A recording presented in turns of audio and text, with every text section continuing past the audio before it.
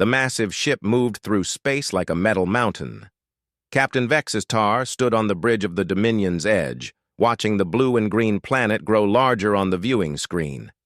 His 4 arms crossed behind his back as he studied. The world that would soon belong to the Galactic Hegemony.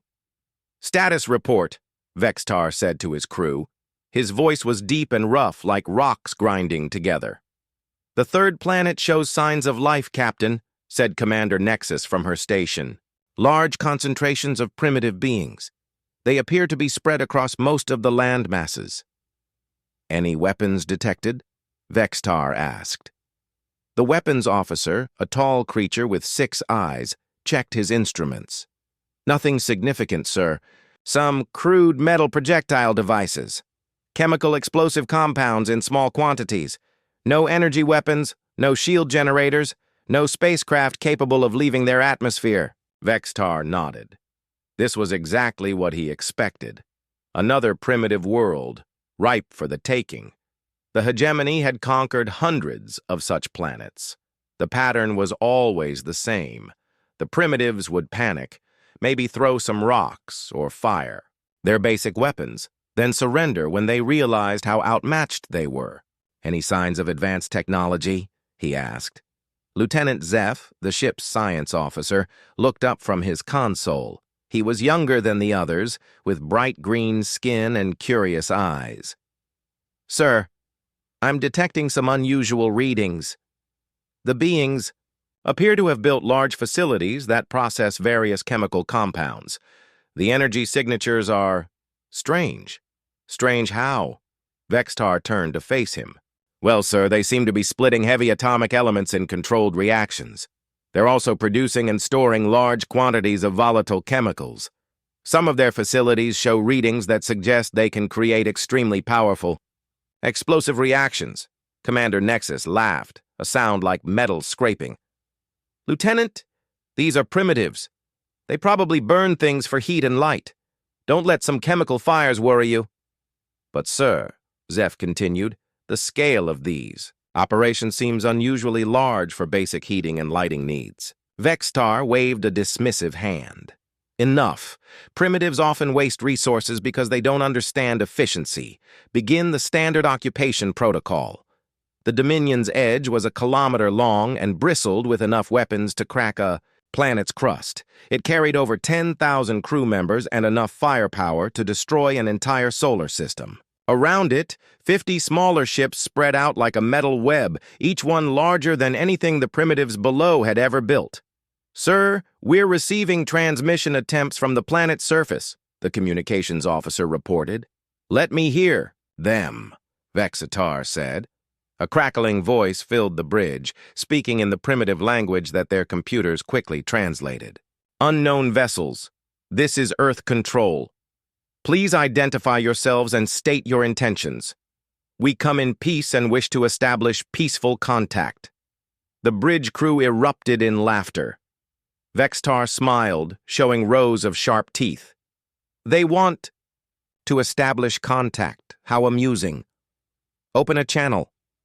The screen flickered, and soon showed a room filled with strange, 2-legged creatures. They had pale skin, small eyes, and looked incredibly fragile. One of them, wearing some kind of formal clothing, stepped forward. "I am Secretary General Maria Santos of the United Earth Government. We welcome you to our solar system and hope we can establish friendly relations." Vextar studied the creature. It showed no fear, which was unusual. Most primitives panicked when they first saw a hegemony ship. This one seemed almost calm. "I am Captain Vextar of the Galactic Hegemony," he replied. "Your world has been selected for resource extraction. You will be relocated to designated zones while we harvest your planet's materials. Resistance will result in elimination." The EI human female nodded slowly. "I see. And if we refuse?" "Then you will be destroyed," Vextar said simply. "However, cooperation will be rewarded with survival." "May we discuss this with our governments? Perhaps we could arrange a meeting?" Vextar considered this.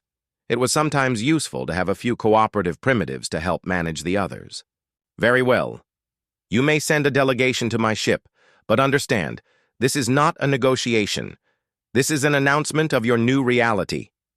"Understood," the human said. "We'll prepare a delegation immediately." The transmission ended, and Vextar turned to his crew. "Admiral Korath will be pleased. Another world added to the hegemony with minimal effort." "Sir," Lieutenant Zeph spoke up again, "permission to continue monitoring their chemical facilities? Some of the readings are unprecedented. If it makes you feel better, Lieutenant. But don't expect to find anything threatening. These creatures can barely leave their own planet." Over the next few hours, scanning teams deployed across the human world. The reports came back as expected. Primitive cities made of metal and stone, transportation vehicles that burned fossil fuels, communications networks that used electromagnetic waves, everything exactly as crude as it appeared. But Lieutenant Zeph continued to study his readings with growing confusion. The humans had thousands of facilities that seemed designed for one purpose, creating extremely violent chemical and atomic reactions. Why would a primitive species need so much explosive capability? "Commander Nexus," he called out. "Could you look at these readings?" She walked over to his station, still amused by his concerns. "What is it now, Lieutenant?" "Look at this facility." He pointed to a location on the display. "It's designed to enrich uranium, and this one appears to be creating plutonium. Both are highly radioactive elements that serve no practical purpose unless... Unless what? Unless you want to create atomic explosions. Very large atomic explosions." Commander Nexus frowned. "How large?" Zeph ran some calculations. "Based on the amount of material they appear to be processing, potentially large enough to destroy entire cities." "That's impossible. Primitives don't develop atomic weapons until they achieve spaceflight. It's a universal law of technological development. Maybe..." "This species is different?" Zeph suggested. "Or maybe you're misreading the data," Nexus replied. "Focus on more important things, like cataloging their population centers for relocation." But Zeph couldn't shake his unease. The more he studied Earth's facilities, the more convinced he became that these humans had developed something far beyond what primitive species usually achieved. The energy signatures he was detecting suggested they had weapons capable of devastating destruction. He brought his concerns to Captain Vextar one more time. "Sir, I really think we should be more careful with this species. They appear to have advanced far beyond the typical primitive level in certain areas." Vextar sighed. "Lieutenant, look at them. They can't even leave their planet. They have no energy shields, no plasma weapons, no faster-than-light travel. They are primitives, nothing more." "But, sir, what if they develop differently than other species? What if they focused on different technologies?" "Impossible. All species follow the same technological path. First they master their planet, then they reach for the stars. Then they develop real weapons. These humans are clearly still in the first stage." Lieutenant Zeph nodded reluctantly, but privately he made a note to keep monitoring the human facilities. Something about this species felt different. Something felt dangerous. As the Dominion's edge settled into orbit above Earth, Captain Vexitar felt the familiar satisfaction of another easy conquest. Soon the human delegation would arrive, and he would explain their situation to them. They would panic, perhaps beg, maybe even offer their primitive treasures in exchange for mercy. Then they would accept their fate, as all primitives did. He had no idea that the humans were already studying his ship's design, analyzing its weapons, and calculating exactly how much explosive force would be needed to crack its hull. He had no idea that the primitive delegation was being chosen not for their diplomatic skills, but for their knowledge of chemistry, physics, and engineering. Most importantly, he had no idea that the humans had spent the last 70 years perfecting the art of making very big explosions in very small packages. Dr. James Harrison adjusted his tie as the shuttle docked with the alien ship. Around him, 5 other humans sat quietly, each chosen for very specific reasons. Maria Santos had insisted on a team that could understand the alien technology quickly and completely. "Remember?" Dr. Harrison said softly. "We're here to learn everything we can about their ship. Act curious, but harmless." The airlock opened with a hiss, and two alien guards gestured for them to follow. The humans walked through corridors that seemed designed for giants. Everything was huge, made of dark metal, and hummed with unknown energy. Captain Vex's Tar waited for them in a large room filled with control panels and viewing screens. He stood over 3 meters tall with 4 arms and skin like gray leather. His crew surrounded him, all staring at the humans like they were interesting insects. "Welcome to the Dominion's Edge," Vex-Tar said. "I am Captain Vex-Tar. You are here to learn about your new situation." Dr. Harrison stepped forward and smiled. "Thank you for having us, Captain. I'm Dr. James Harrison, and this is my team. We're very honored to be here." "Honor?" Commander Nexus laughed. "You should be terrified." "Why?" asked Dr. Sarah Chen, the team's physicist. "You seem like reasonable beings. Surely we can work something out." Vex-Tar gestured to the large viewing screen, which showed Earth spinning slowly below them. "Your planet contains materials we need. You will be moved to areas we select for you. The rest of your world will be mined until nothing useful remains." "And if we refuse?" Dr. Harrison asked calmly. "Then you will be eliminated," Vex-Tar replied. "Your weapons cannot harm us. Your technology is primitive. You have no choice but to accept." Dr. Harrison nodded thoughtfully. "Your ship is certainly impressive. That must be some kind of fusion reactor powering it?" The aliens looked surprised by the question. Lieutenant Zeph stepped forward. "You know about fusion reactors?" "Oh, yes," said Dr. Robert Kim, the team's engineer. "We've been working on fusion for decades. Not very successfully, I'm afraid." "How? Do you contain the plasma, magnetic fields?" "Gravitational fields," Zeph replied, pleased to discuss his area of expertise. "We compress the hydrogen using controlled gravity waves." "Fascinating," Dr. Chen exclaimed. "And those weapons I saw on the hull, some kind of particle beam?" "Quantum plasma cannons," Commander Nexus said proudly. "They can punch through 10 meters of solid rock." Dr. Harrison whistled appreciatively.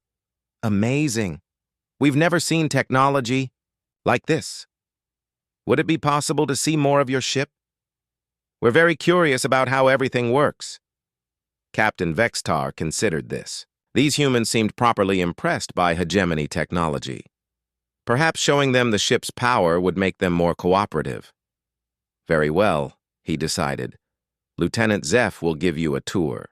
Perhaps seeing our capabilities will help you understand your situation." For the next 2 hours, Lieutenant Zeph led the humans through the ship. He showed them the massive fusion reactors that powered everything. He explained the gravitational systems that kept the ship together. He demonstrated the shield generators that could stop incoming attacks. The humans asked many questions, all seemingly innocent. How much power did each system use? Where were the control centers? What happened if certain systems failed? Zeph answered everything, pleased to have such an interested audience.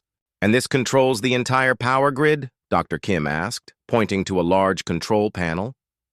"Yes," Zeph replied. "From here, we can monitor and control all power distribution throughout the ship." "What about safety systems?" Dr. Harrison inquired. "With this much energy, you must have extensive safety protocols." "Of course. Multiple backup systems prevent overloads. Though," Zeph admitted, "if someone somehow disrupted the main control frequencies, it could cause problems." Dr. Chen pulled out a small device and started taking notes. "Control frequencies? Each system responds to specific electromagnetic signals. If those signals were compromised or corrupted, the systems could malfunction." The humans exchanged glances that Zeph didn't notice. Dr. Harrison smiled and nodded. "Very impressive. Your engineers certainly know what they're doing." When they returned to the bridge, Captain Vex's Tar was waiting. "Well?" Are you satisfied that resistance is pointless? Your technology is certainly advanced, Dr. Harrison agreed. Much more sophisticated than anything we have. Good. Then you understand that you must cooperate. Actually, Dr. Harrison said, we were wondering if you'd like to see some of our technology. It's not as advanced as yours, but it might interest you. Commander Nexus laughed. What could primitives possibly show us? Well, we've gotten quite good at certain things over the years. Energy release, for example. We have some methods of releasing energy that you might find interesting. What kind of energy release? Lieutenant Zeph asked, his curiosity aroused. It's easier to show than explain, Dr. Harrison replied. There's a demonstration we could arrange, a kind of ceremony that shows one of humanity's greatest achievements. Captain Vextar looked amused. You want to show us a primitive ceremony? If you're interested. It would demonstrate our willingness to cooperate and show you one of our capabilities. What kind of capability? Vextar asked. Dr. Harrison smiled. Let's just say we've learned to make very bright lights very quickly. The aliens found this amusing. A primitive species wanting to show off their ability to make lights. It was almost charming in its simplicity. Very well, Vextar decided. We will observe your ceremony, but do not think this changes anything. You are still primitives, and this is still a conquest. Of course, Dr. Harrison agreed. We wouldn't dream of thinking otherwise. Should we arrange the demonstration for tomorrow? Yes. And humans. Vexitar leaned forward. Do not attempt any tricks. We will be watching from orbit, and any sign of aggression will result in immediate retaliation. We understand completely, Dr. Harrison replied. No tricks, just a simple demonstration of human capability. As the human delegation prepared to leave, Lieutenant Zeph approached Dr. Harrison. Doctor, may I ask what kind of energy release you're planning to demonstrate? Dr. Harrison paused and looked at the young alien scientist. Tell me, Lieutenant, what do you know about atomic fission? The splitting of heavy atomic nuclei to release energy? It's a basic scientific principle, very inefficient for power generation. Yes, that's right. We've been experimenting with it for about 80 years now. We've gotten quite good at making it happen very quickly. How quickly? Zeph asked. Oh, very quickly indeed. Microseconds, really. The challenge isn't making it happen fast. The challenge is controlling it so it doesn't happen too fast. Something in Dr. Harrison's tone made Zeph pause. What happens if you don't control it? Dr. Harrison smiled, but his eyes remained serious. Then it releases a very large amount of energy very quickly. More energy than you might expect from such a primitive process. How much energy? Enough to turn a mountain into a crater in the blink of an eye. Lieutenant Zeph stared at the human doctor. You're joking. Am I? Dr. Harrison asked. I suppose you'll find out tomorrow. As the human delegation departed, Lieutenant Zeph stood in the docking bay, his mind racing. The humans had been asking very specific questions about ship systems and power distribution. They had shown particular interest in control frequencies and safety protocols, and now they wanted to demonstrate something involving atomic fission. He thought about the readings he had detected from Earth's surface, the uranium enrichment facilities, the plutonium production, the massive chemical processing plants. For the first time since arriving at Earth, Lieutenant Zeph began to wonder if the galactic hegemony had made a serious mistake. The next morning, Captain Vexitar stood on the bridge of the Dominion's edge, looking down at Earth with amusement. The humans had asked them to observe a specific location in what they called Nevada, a desert region with nothing but empty land and distant mountains. This is ridiculous, Commander Nexus said. We're wasting time watching primitives play with fire. It keeps them happy, Vextar replied. Let them show us their little lights. Then we can proceed with the occupation. Lieutenant Zeph stood at his science station, monitoring the area where the demonstration would take place.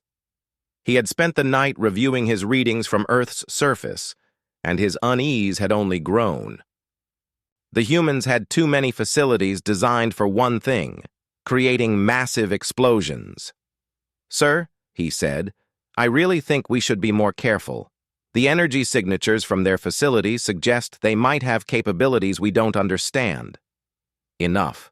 "Lieutenant," Vextar snapped, "I will not have my crew spooked by primitive fire displays." Dr. Harrison's voice came over the communication system. "Captain Vextar, are you ready for our demonstration?" "Proceed with your ceremony," Vextar replied, barely hiding his boredom. "Excellent. Please focus your sensors on coordinates 37.1, north 116.80 west. The demonstration will begin in 60 seconds. The bridge crew turned their attention to the main viewing screen, which showed the designated coordinates. It was empty desert, with some distant mountains visible on the horizon. A few small structures were scattered around the area, but nothing that looked important.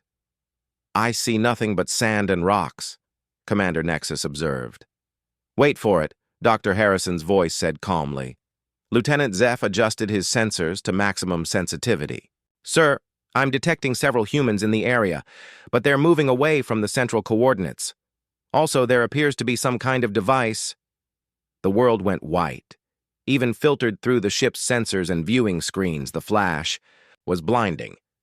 Emergency systems kicked in automatically, protecting the crew's vision, but nothing could have prepared them for what came next.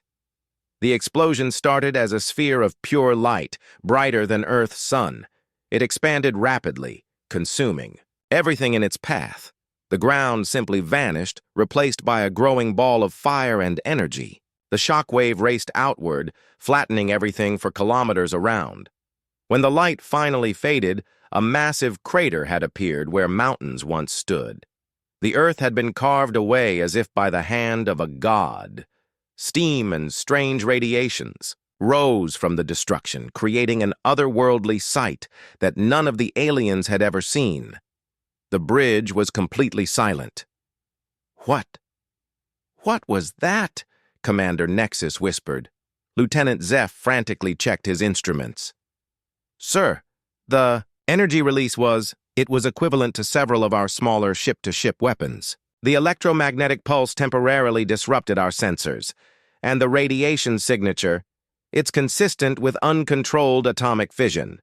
"Impossible," Vextar said, but his voice lacked conviction. Dr. Harrison's voice came back over the communication system, still perfectly calm. "I hope you found that interesting, Captain. That was what we call a nuclear weapon. We've been making them for about 80 years now." "That's impossible," Vextar repeated. "Primitives don't develop atomic weapons before achieving spaceflight." "Really? Who made that rule?" Dr. Harrison asked. "Because we seem to have missed that memo. We split our first atom in 1945, but we didn't reach space until 1961.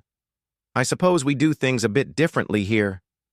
Lieutenant Zeph was studying his readings with growing horror. "Captain, that explosion was created by splitting uranium atoms.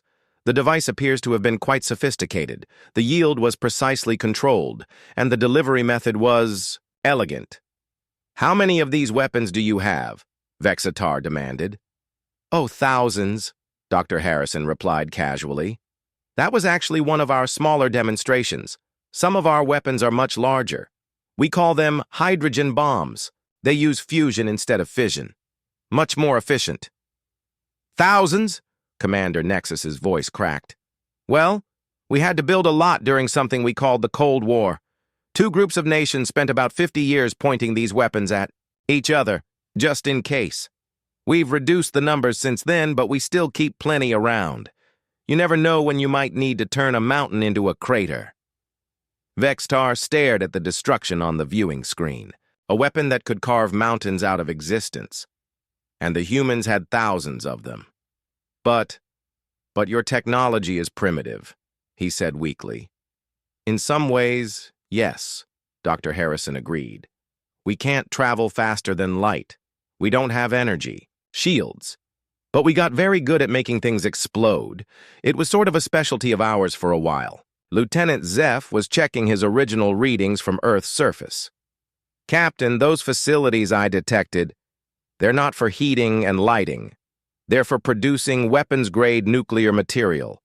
The humans have enough fissile material to destroy their entire planet several times over."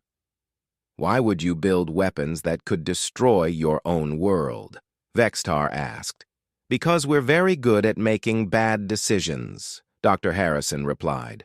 "But we're also very good at making big explosions. And once you can destroy your own planet, destroying someone else's becomes much easier."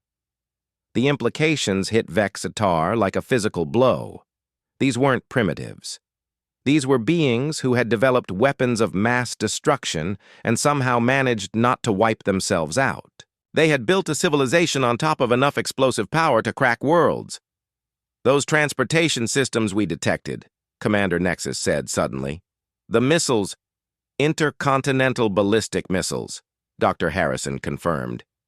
"They can deliver nuclear warheads to any point on Earth within 30 minutes.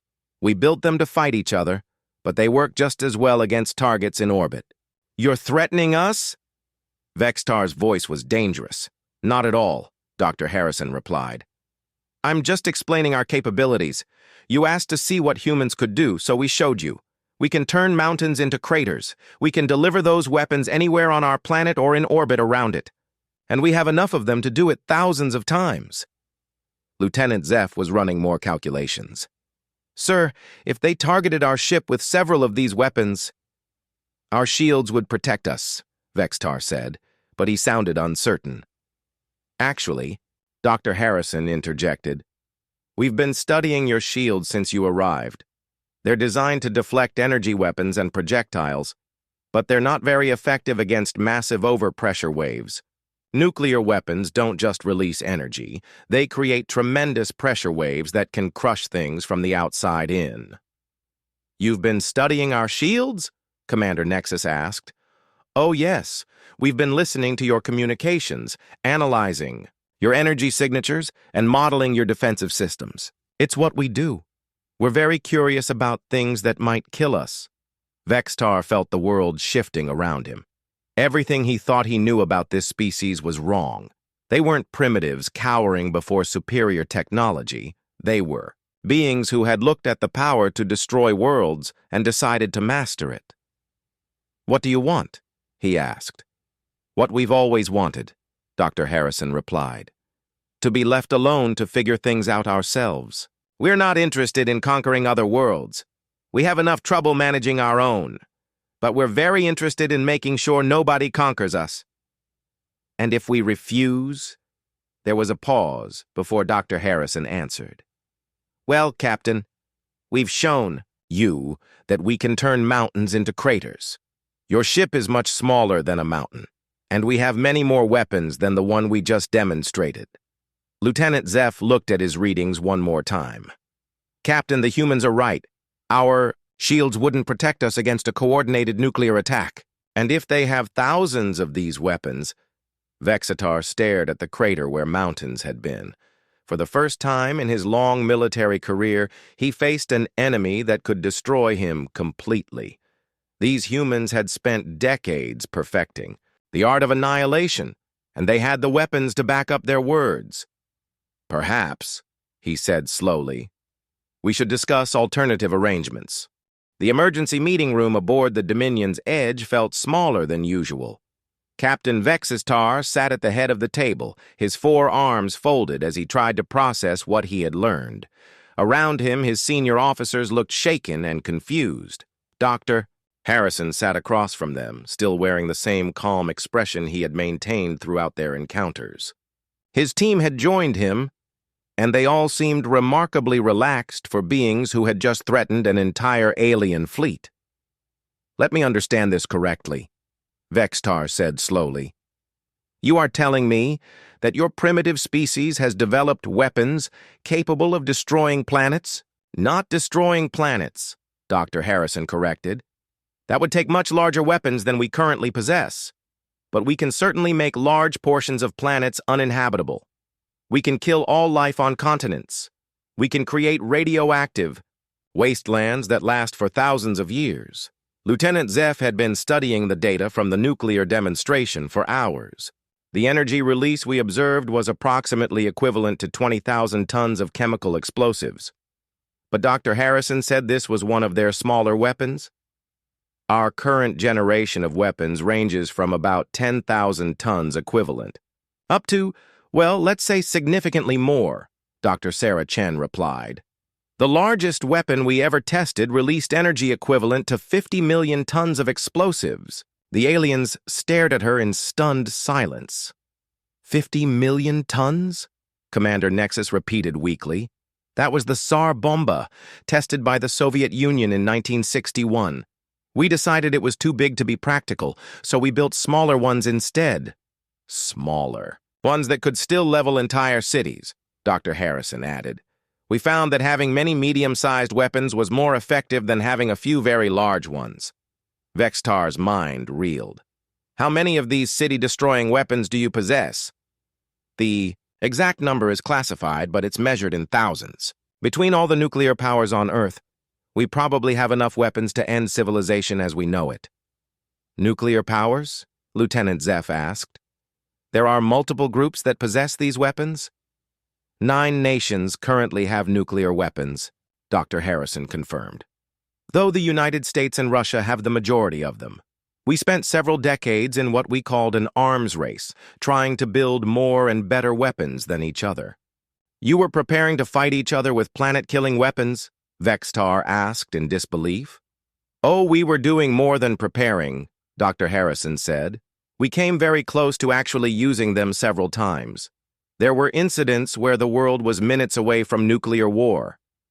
But you didn't destroy yourselves, Commander Nexus observed. No, we didn't. We got very good at what we call brinksmanship, coming right to the edge of destruction without falling over.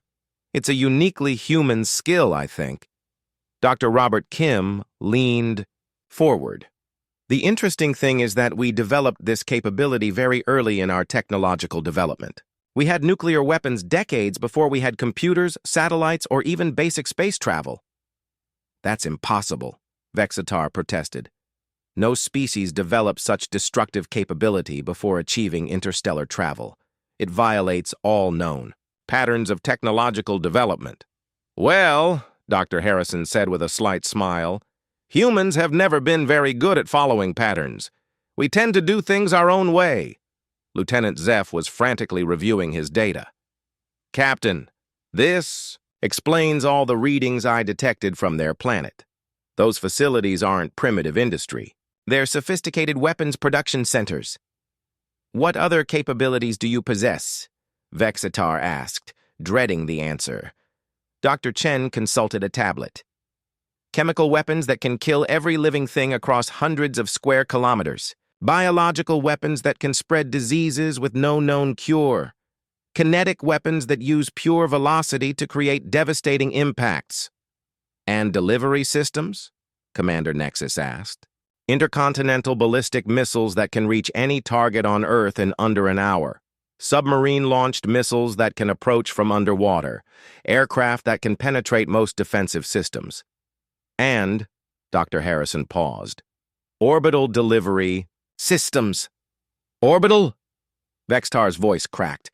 We put weapons in space, Captain. Satellites that can drop kinetic projectiles from orbit. They're essentially telephone poles made of tungsten that hit the ground at tremendous velocity.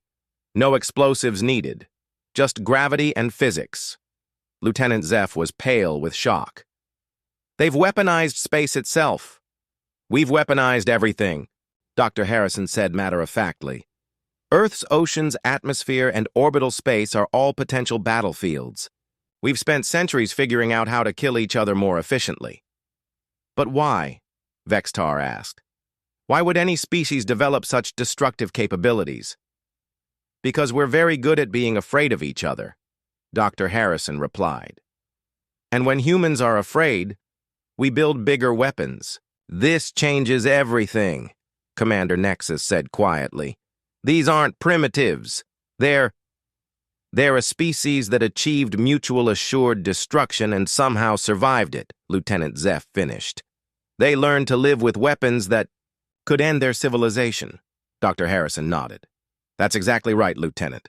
We spent the better part of a century learning how to not destroy ourselves while maintaining the capability to do so. It required a level of political sophistication and international cooperation that most species never achieve. Political sophistication? Vextar asked. Think about it, Captain. We had multiple nations, each with enough weapons to destroy the world, and somehow we managed not to use them. We created treaties, verification systems, communication protocols, and diplomatic mechanisms to prevent accidents or misunderstandings. Dr. Kim added, we built systems to survive our own destructive capability. That's much harder than just building the weapons. And now you're threatening to use these weapons against us, Commander Nexus said. Not threatening, Dr. Harrison corrected. Explaining, you came here expecting to find primitives who would surrender without a fight. Instead, you found a species that has spent centuries perfecting the art of warfare. But you said you're not interested in conquest, Vextar pointed out. We're not. We learned that conquest is expensive, difficult, and usually ends badly for everyone involved. But we're very interested in defense. We don't want to rule the galaxy, but we absolutely will not be ruled by anyone else. Lieutenant Zeph looked up from his analysis. Captain, their entire civilization is built around controlled violence. They have enough weapons to destroy themselves, but they've created social and political structures that prevent them from doing so. It's called civilization, Dr. Harrison said. The ability to have tremendous power and choose not to use it. That's what separates civilized beings from barbarians. Are you calling us barbarians? Vexatar asked dangerously. You came to our world uninvited, announced your intention to destroy our civilization and steal our resources, and expected us to submit without resistance, Dr. Harrison replied calmly. What would you call that behavior? The room fell silent. For the first time, Vextar saw his mission from the human perspective. The galactic hegemony had come to Earth expecting easy conquest, but they had encountered something completely unexpected, a species that had mastered the balance between destruction and survival. What do you want from us? Vextar asked finally. We want you to leave, Dr. Harrison said simply. Go back to your hegemony and tell them that Earth is not available for conquest. Tell them that humans are not primitives to be relocated and enslaved. Tell them that any attempt to take our world by force will result in consequences they are not prepared to face. And if we refuse? Dr. Harrison stood up and walked to the viewing port looking down at Earth. Then you'll discover just how creative humans can be when their survival is at stake. We've had 80 years to think about how to defend our world against superior technology. We've come up with some very interesting ideas. Such as? Dr. Harrison turned back to face them, and for the first time his smile looked truly dangerous. Captain, we're the species that figured out how to split atoms for weapons before we figured out how to split them for power. Do you really want to find out what else we've learned to weaponize? Captain Vextar stood alone on the bridge of the Dominion's edge, staring at the planet below. The human delegation had returned to Earth an hour ago, and his crew was waiting for orders. The weight of command had never felt heavier. Sir? Commander, Nexus approached cautiously. What are your orders? Vextar's hands clenched into fists. The humans had made him look like a fool. They had turned what should have been a simple conquest into a humiliating standoff. Worse, they had done it while acting like they were doing him a favor. Sir, perhaps we should contact Admiral Korath, Lieutenant Zeph suggested. Inform him of the situation and request new orders. No, Vextar said quietly. We will not crawl back to the Admiral with tales of being frightened by primitives. But, sir, they're not really primitives, Zeph protested. They have weapons that could— They have weapons, Vextar interrupted, but they also have weaknesses. They cannot leave their planet. They have no shields. Their population centers are exposed and vulnerable. Commander Nexus looked uncertain. Sir, they demonstrated the ability to destroy our ship. They demonstrated the ability to make explosions on their planet's surface. That doesn't mean they can effectively target a moving ship in space. Vextar walked to the weapons console. Prepare all primary batteries. Target their largest population centers. We will show these humans what real power looks like. Captain, Lieutenant Zeph said urgently, this could be a mistake. We don't fully understand their capabilities. I understand enough, Vextar growled. They're bullies hiding behind their toys. But when those toys are useless, they'll surrender like every other primitive species. The bridge crew exchanged worried glances, but they began preparing the weapons systems. Massive energy conduits hummed to life throughout the ship. Quantum plasma cannons emerged from their housings and began tracking toward Earth's major cities. Weapon systems online, the weapons officer reported. All primary batteries charged and ready. Open a channel to Earth, Vextar commanded. Dr. Harrison's face appeared on the main screen. He was sitting in what appeared to be a simple office, looking as calm as ever. Captain Vextar, he said pleasantly, I hope you've had time to consider our discussion. I have indeed, Vextar replied, and I've decided that you need a demonstration of real power. In 60 seconds, I will begin destroying your major cities. Perhaps then you'll understand your true position. Dr. Harrison sighed and shook his head. Captain, I really wish you wouldn't do that. Why? Are you finally ready to surrender? No, Dr. Harrison said, reaching into his pocket. I'm disappointed that you're making this necessary. He pulled out a small device, no larger than his hand. It looked like nothing more than a simple communication device, the kind primitives might use to talk to each other across short distances. What is that supposed to be? Vexatar asked mockingly. This is what humans call a smartphone. Very basic technology, really. But it's connected to Earth's global communication network. And through that network, it can send signals to any other device on or around our planet. Dr. Harrison held up the device, including some very sophisticated computers that have been monitoring your ship since you arrived. Vextar felt a chill run down his spine. What kind of monitoring? The kind that listens to your communications frequencies, analyzes your power, signatures and maps your internal systems. We've been studying your ship for days, Captain. We know exactly how it works. Lieutenant Zeph was frantically checking his instruments. Sir, I'm detecting multiple scanning beams originating from Earth's surface. They've been scanning us continuously.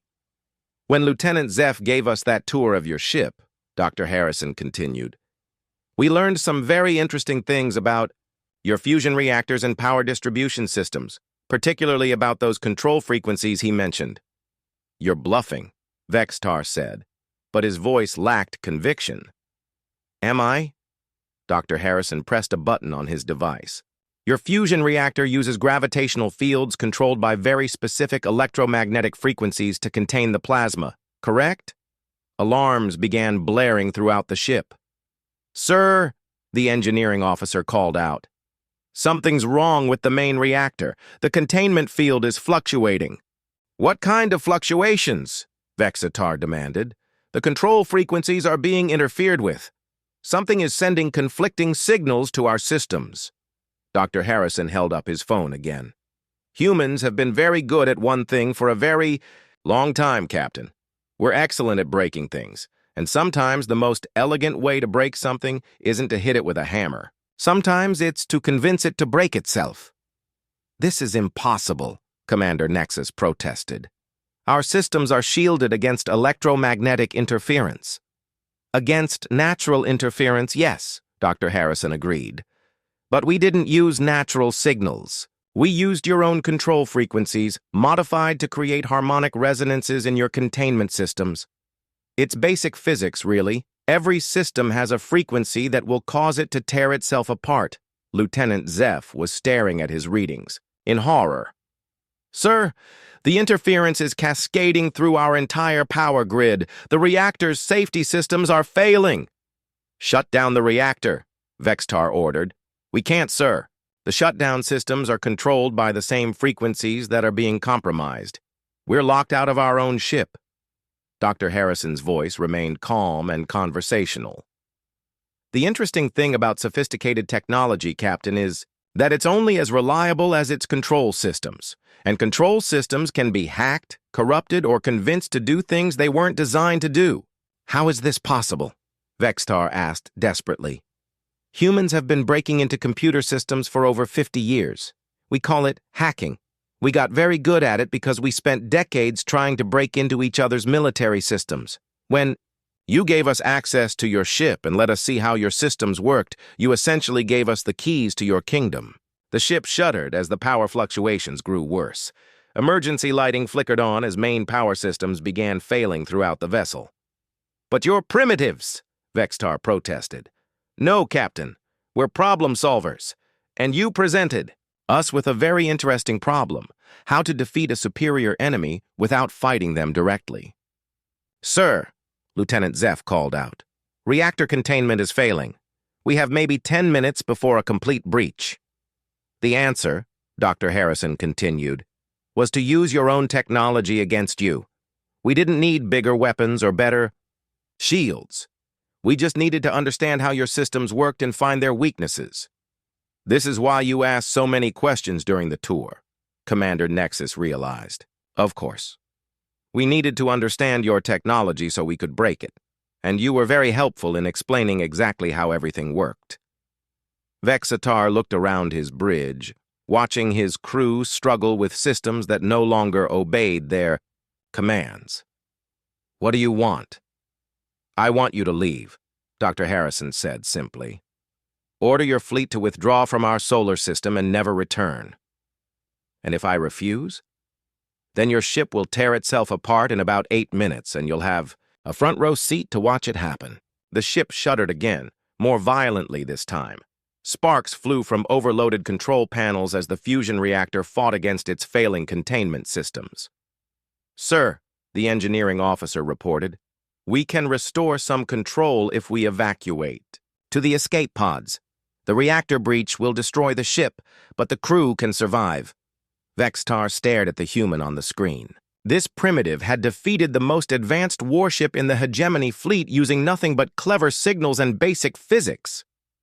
How? He asked quietly. Humans have been at war with each other for thousands of years, Captain. We learned to fight with sticks and stones, then metal weapons, then explosives, then nuclear weapons, then information warfare. You brought superior technology to a fight against people who have perfected the art of asymmetric warfare. Asymmetric warfare?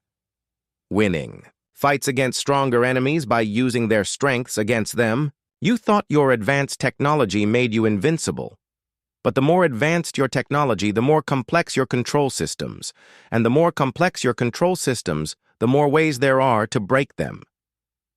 The ship's alarms grew louder as the reactor containment continued to fail.